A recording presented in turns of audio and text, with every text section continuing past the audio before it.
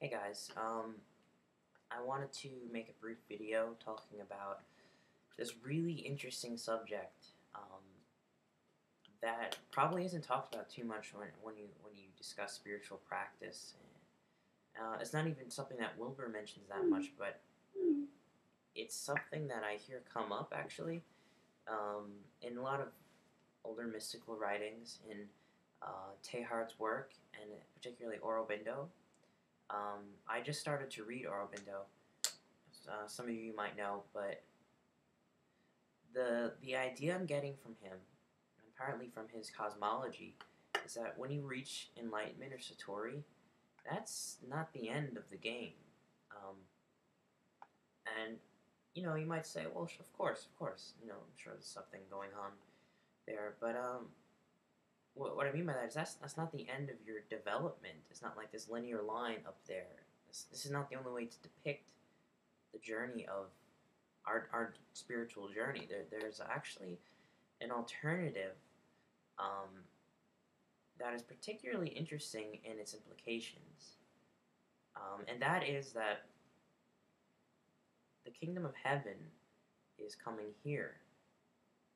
In other words, I guess the best way to explain it is I sort of had this weird dream the other night where it was just like an image of the cosmos, nothing special, just one of those pictures. This is the universe, and from the inside out, the universe just started to turn to light, like almost from within, started to turn to light, until the whole thing was just almost like another big bang.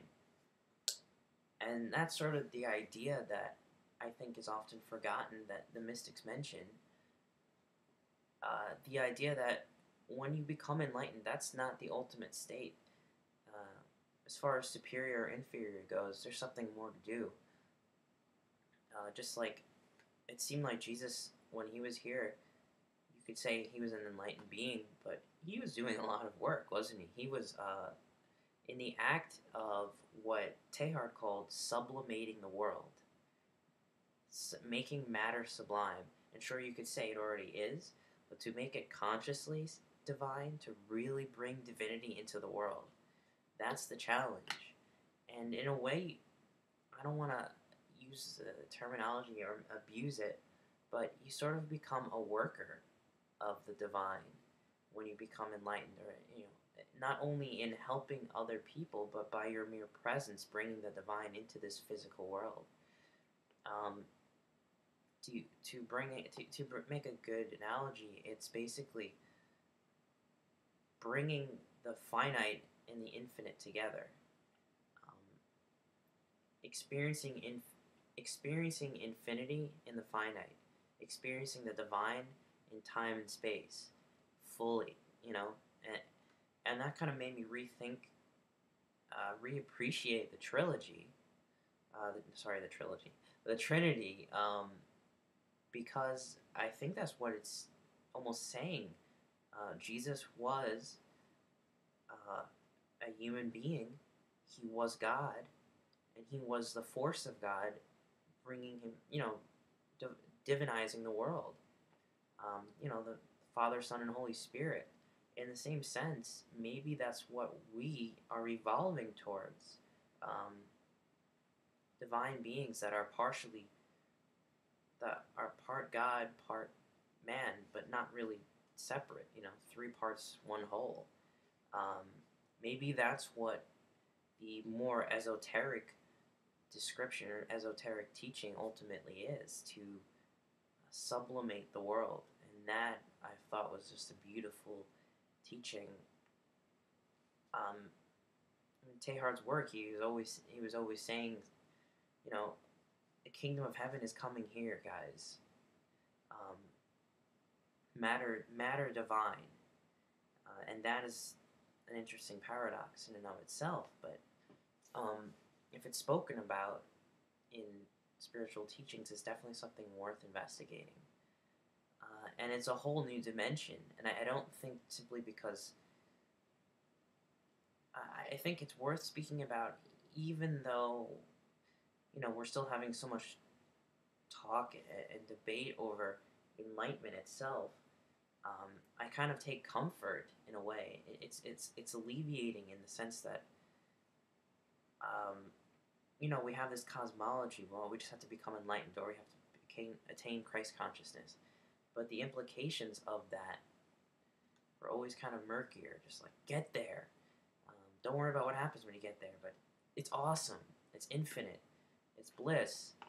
It's light. It's all these things, and I'm sure it is. But when you get there, I think, at least it seems like from these teachings, you have the choice. You know, do I just completely get sucked up in this blissful state? That is infinity. That is the source of creation. Or do I now become? Do I come back down from the mountain, changed, and actually um, almost be a vessel for that infinite light in time and space? So that's, I think, that is one of the bigger challenges. You guys aren't just all getting out of here. When you awaken, um, we can do beautiful things here. There's a cosmic story that's going on that we were only beginning to fathom. Um, so yeah, I mean, this goes into so many other things. Nature of the self, the journey of the soul coming home. Um, but I think a good start is just to keep in mind, um, to not be surprised that there's something else going on with the Enlightenment, and that these linear maps are not it. These linear, models and cosmologies we have, um, they're, enlightenment evolves too. Our sensibilities of enlightenment changes. Um, I would go with, I would lean more towards the mystics who say, it's a process, and just because you attain nirvana or satori, um, now good, now there's work to be done, and now there's a time to grow and evolve, and now there's a time to be a creative force. Um, you can be before and after, I'm sure, but it kind of made me rethink the New Age philosophers, uh, if they can be called philosophers, and how they're always saying, conscious creators, conscious creators. I mean, maybe they have a more dumbed down version of it, or more simplistic. Um, I don't know. I just know that it's actually along the same page. Bringing the sublime into the world, through the world. Aurobindo and the Mother. Um, I'm only beginning to learn about this, but they actually were trying to divinize every cell in their body. And I don't know what that really means anything, or if it is possible, but these are the things that I would love to learn about a little bit more. Um, it kind of trips up our preconceived notions about what enlightenment means, and the place in this universe, and what this universe is. Anyway, that's it. Thanks for listening.